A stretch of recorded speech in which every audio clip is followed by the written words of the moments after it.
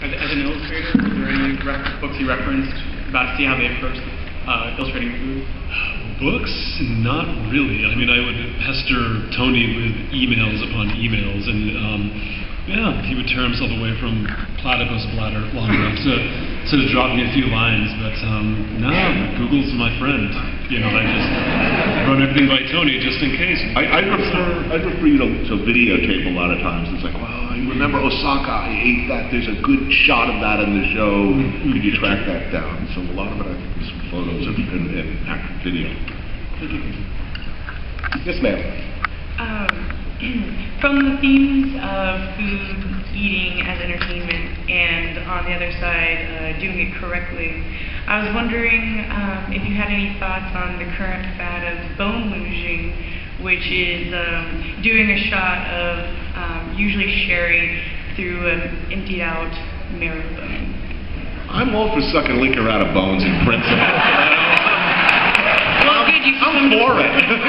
You should come to Portland where we invented it. You know, and I really think, you know, anything, I'm a big believer in, I don't care what gets people to enlightenment, you know, whether it's peer pressure, that, you know, why do people eat sushi in America first? No one ate, we all grew, many of us of my generation grew up thinking that eating of raw fish was just repulsive. It was something we would never think of doing. Why did we change suddenly? You know, it was pretty, you know, the nice colors, everybody else was doing it, I saw them do it on Sex and the City. It doesn't matter, it's whatever gets you across the river towards enlightenment is a good thing. So in order to get you to consider eating bone marrow, which I happen to consider one of the great gifts to mankind, if you gotta be drunk to do it, you know. Ma'am, you stalked away from the microphone quickly, but I loved your question because I've never heard that question at a DC panel in all my time here. Like, where's Wally West when he's coming back? That I'm used to, so thank you for elevating our discussion. All right, next question. The question is for Mr. Bourdain or Mr. Rose. You could have picked any other chef, but why Japanese chef? You know, could have been an Italian, French. There was never any question from the get-go. No culinary culture takes food as seriously. Nowhere else. Some sushi chefs, I'm well aware, are only allowed to work on rice for 7 years before they're even allowed to touch fish. But nobody fetishizes food. The simple perfection, the glory of the ingredient. No other culture I've ever experienced are still, when you find a sushi chef at age 75 who's been doing the same 25, 30 cuts of Edo style, old school, same cuts of sushi, still struggling every night to make what he's been doing a million times just a little bit better, still striving for perfection. That attitude is irreplaceable, coupled with no cuisine in America is both so popular and at the same time so terribly misunderstood. Anytime you hear anyone say, oh, that sushi, it was so fresh.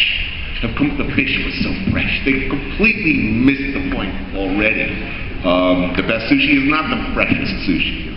Sushi is about the rice as much as it's about the fish. So all of those things that you can tell already, I clearly feel strongly about it. So there was never any doubt. And another question. Is your main character going to be traveling like what you did in your show? Oh, do you mean will we continue with this? Yes. I'd love to. We propose. Yeah. Okay, thank you. First, Anthony Bourdain, if you like Voice Shingo, I recommend a manga series called Drops of God. It's about I just heard about this today. Yeah, it's awesome, right? Yeah, it's so good. Thank you. And I have a question. I currently work at a restaurant that sells boba milk tea, traditional Mexican food, American food, and Chinese food. And it's not doing so well. We're located right next to El Pollo Loco. Goes to El Pollo Loco. What should we do about our situation?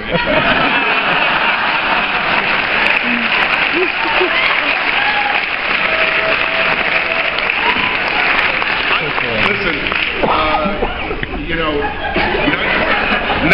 9 million Mexican restaurants in the United States can't get it right. You know, who can get all three of those ghost cuisines right? You know, pick one and go with it.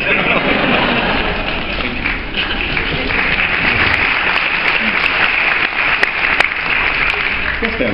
Hi, I was wondering if you could tell me where Wally West is. No, No comment. Actually, I was wondering, is there anything significant that made it left on the cutting room floor that you wanted to include in the book that you really just are dying to include? No. We sort of covered it. I think early on, we made it from the very beginning.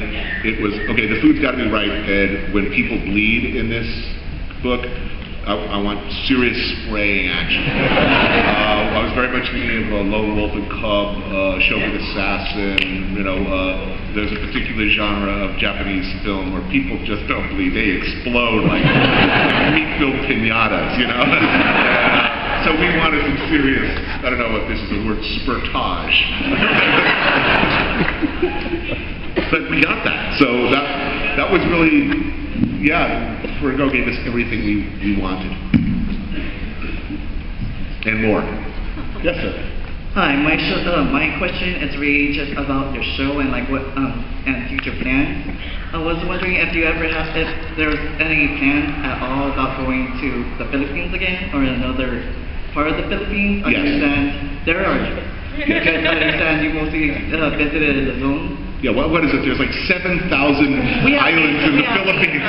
So I thought I'd make a lot of Filipino fans happy, but you know, I do realize that, you know, 90% of them live on some. How come you haven't been to my island? You know, it's like, eventually. Yeah, because we have the modern cities, we have the provinces, we have Mindanao. Oh, believe me. So I was just wondering about that. I've heard. Thank you. Hi, I always consider the context of a story almost as important as the story itself. And I know you have experience in New York, lived there, and Japan, and like you mentioned how Japanese culture is integral to a lot of what you did in this book. Why did you pick LA as the setting?